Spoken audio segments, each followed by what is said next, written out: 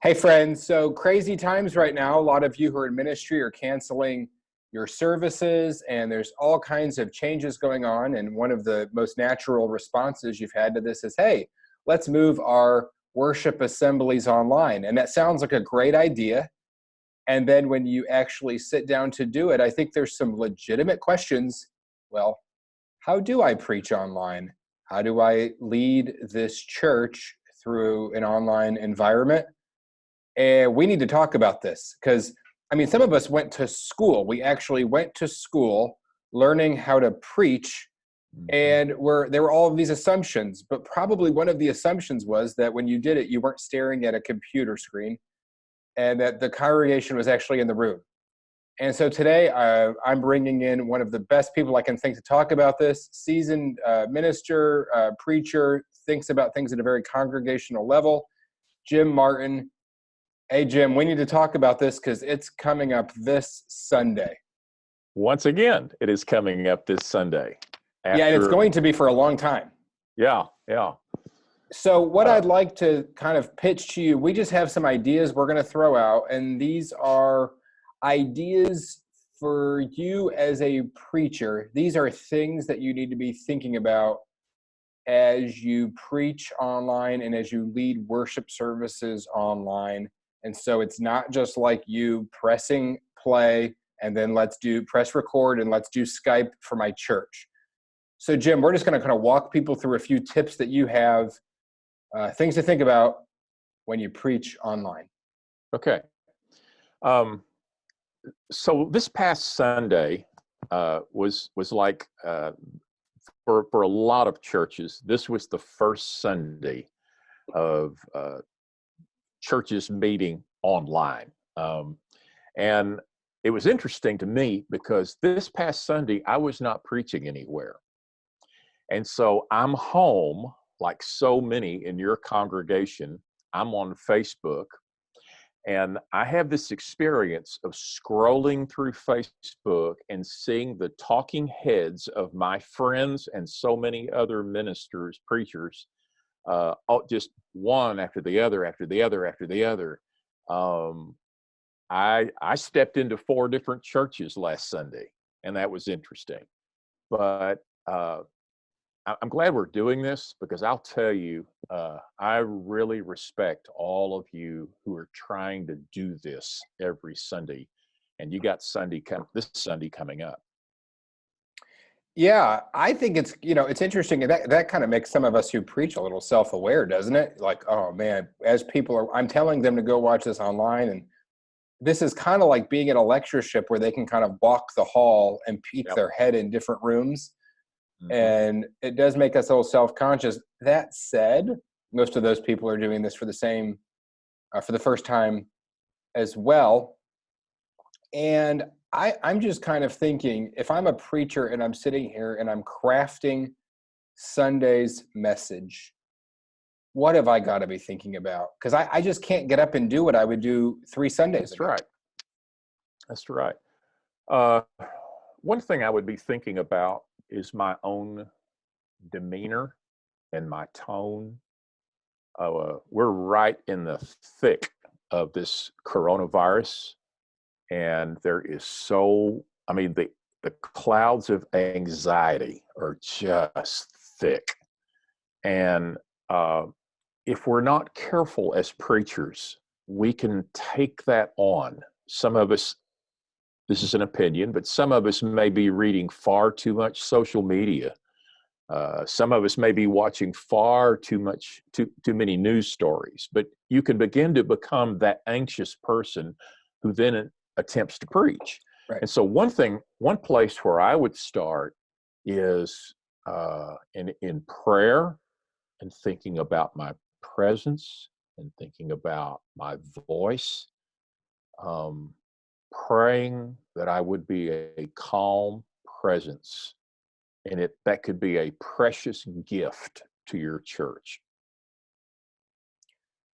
You're so right. And I think about that right now. Like, people are going through unusual steps to get to this worship service. Like, Mhm. even the very bottom line, like we have people who have done the exact same thing every Sunday morning for 50 or 60 years. Mhm. And now they're having somebody ask them to like boot up a computer and click a link and find this here. They have none of those kind of warm, soft touches that walking into a church building gives them. Mhm. No greeters, no familiarity, no padded pew, no hymnal. I mean, even a lot of us still have, serious numbers of people in our church who are there.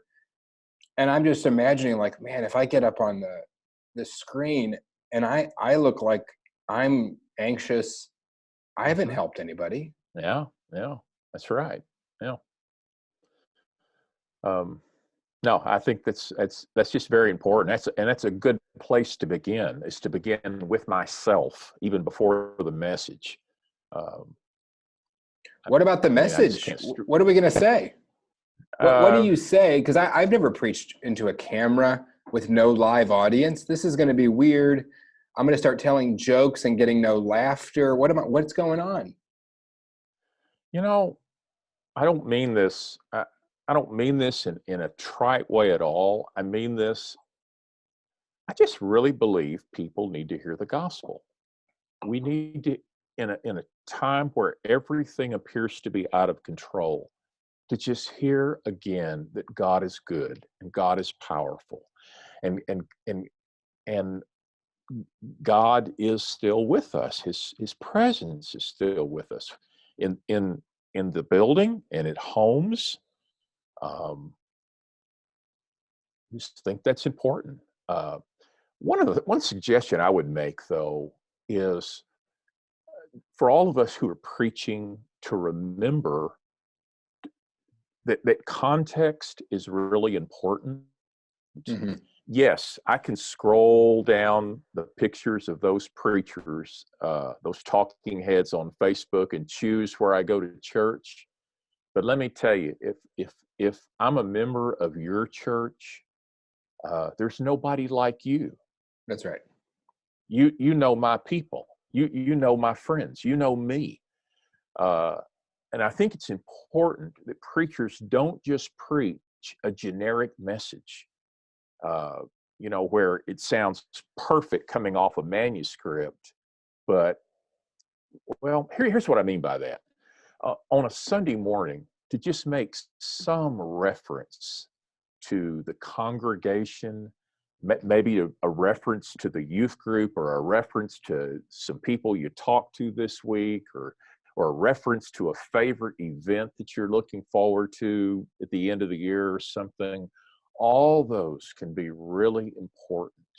You don't have, I'm going to say this to every preacher, you have no reason to be intimidated just because all these other preachers are online or on Facebook or whatever. There's only one you, Yeah.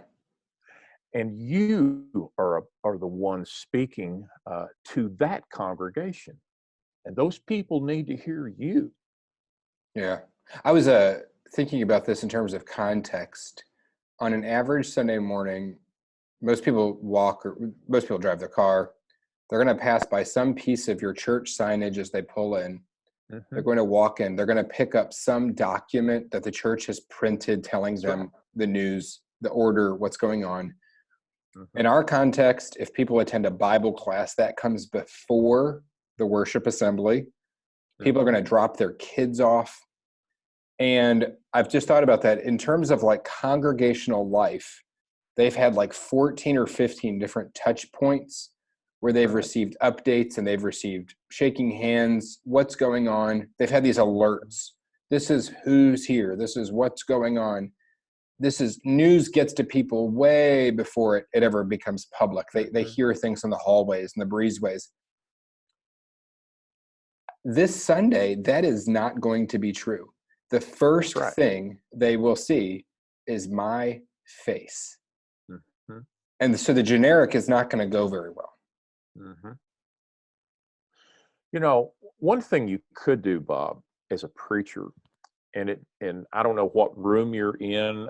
Some were preaching from smaller rooms last week. Some were in there big auditoriums.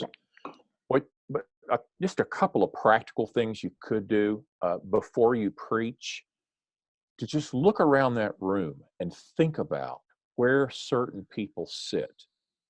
Imagine their faces, that older woman, that couple, that single, and just to think, they're watching me in a few minutes. Those people. If you've got an online directory, or some of us still even have a hard copy of a directory, just to spend a few moments that morning flipping through its pages or looking online at those pictures, and to be reminded, oh yeah, I need to be, I'm preaching to this one or that one. Some of that I found can be helpful in terms of just remembering that you're not just preaching a manuscript, you're preaching to people, and these particular people. I found that helpful. Yeah. What else should we be thinking about as we think about this new experience of virtual church and virtual preaching? Kind of what comes to your mind as what you would tell people who are doing this Sunday? I talked to a minister this week. This guy is a preacher for a large church.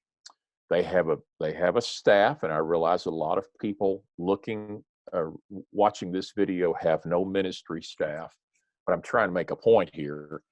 He was spending days, a number of days, he said, calling older members one after the other, asking, "Are you all right? Can I do something? We've got some 20-somethings that could bring you something you may need." I thought that was wonderful that he was doing that personally. Didn't delegate that to anybody. He was doing that personally, like a lot of you would do. Sometimes those touches right now can be so significant, especially for people who have been in their homes for a number of days now, and sometimes just practical ways to serve these people. You know, it is interesting. What I'm hearing you say is that kind of member care and imagining a person's kind of experience up until Sunday, you're thinking is as important or more important than actually the words that you say on Sunday? Well, maybe it goes together. Maybe for these people to hear you preach and then to hear you on the phone, and it just seems more real, maybe. My goodness, he called me to see if I was okay or to ask for a prayer request. That can be some, and you can do some things texting and email and that sort of thing. But I think we just got to be creative and figure out ways to connect with these people after Sunday as a part of the whole thing, as a part of preaching. That's right. That's right. Any other kind of thoughts you have on kind of the development of a message or anything you might do thinking about that as some of our folks out here are crafting those right now? Oh, I don't know. I think a lot of us right now just need reassurance. It feels like to a lot of folks that things are just spinning out of control, and it's scary for a lot of people. It's unnerving to me. I think just the reassurance of who God is and what God does, uh, and I just think that can be helpful, and for that to come from a voice that I'm sure you wrestle with things just like all of us do, but there's a calmness there that's good to hear. All that can be helpful. Okay, well, thanks so much, Jim. And for all of you who are out doing this week, we really do appreciate your shared ministry. And we want to say, kind of from Harding School of Theology, if you have really good ideas and things that have worked for you, pass them along. We'd love to hear them. We can help distribute those to others. We're kind of in this together, thinking about doing things a new way. And so as we go through this, I think this is kind of a new place for a lot of us. And you might be sitting there right now feeling very insecure about that. And I just think it's important we say to you that you're not alone, that a lot of us feel a lot of those same emotions. And I think we're in this for a while. And so this is a craft, and this is something that we'll all continue to get better at and figure out exactly what our tone and what our strategy should be as we think about these virtual meetings. Jim, thanks so much for hanging with us a little bit. And we're going to be continuing to do some of these offerings from the school, helping you in this new environment. So I hope these continue to be a blessing to you, and we'll see you next time. Thank you.